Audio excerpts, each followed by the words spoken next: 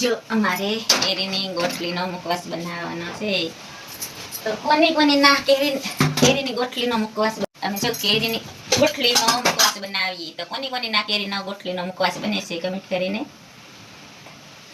બતાવજો. કેરીની ગોટલીનો મુખવાસ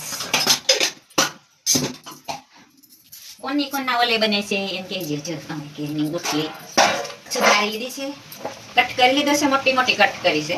મજા આવે એટલે આવી રીતના કટ કરી લેવાની ગોટલીને. જો મસ્ત એનો ગોટલીનો મુખવાસ બને તૈયાર થઈ જાય. જો તો કોની ના બને છે તો કમેન્ટ કરજો. જો આપણું ઘી આવી જાય એટલે આમાં નમક નાખીએ છે. નમક નાખી દીધેલું છે, અંચળ ને નમક. ઘી આવી જશે.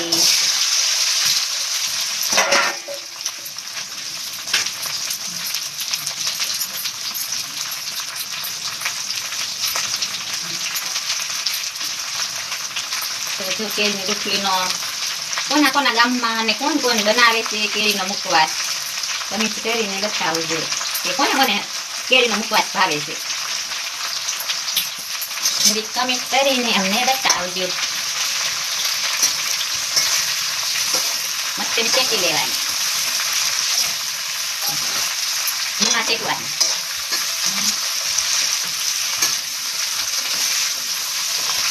હવે ગુજરાતમાં માણસો છે ને કેરીની ગોટલીનો ઇસ્તેમાલ કરી દે, કઈ વસ્તુ શેકે નહીં. અને કોના દેશમાં બને છે, કોણ બનાવે છે મને કમેન્ટ કરજો અને બતાવજો.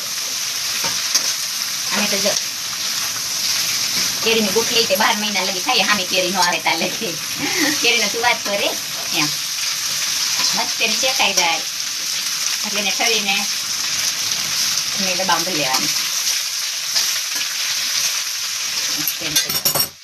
તો આને બાફીને મુખવાસ બને અને મેં શેકીને બનાવ્યો છે. શેકેલો કોને પસંદ છે અને બાફેલો કોને પસંદ છે કમેન્ટ કરજો. શેકેલામાં તો છે ને એવું લાગે ને આ બાફેલ શેકેલામાં બહુ મસ્ત ન લાગે, સ્વાદ સારો આવે બાફેલા કરતા. ને બધી ગોટલી આજે શેકી બારે ભઠ્ઠો ચૂલો જગડી બધી ગોટલી શેકી લીધી, ભાવી લીધી, સુધારી લીધી. જો મુખવાસ મસ્ત એનો પછી ખાવાની મજા આવે.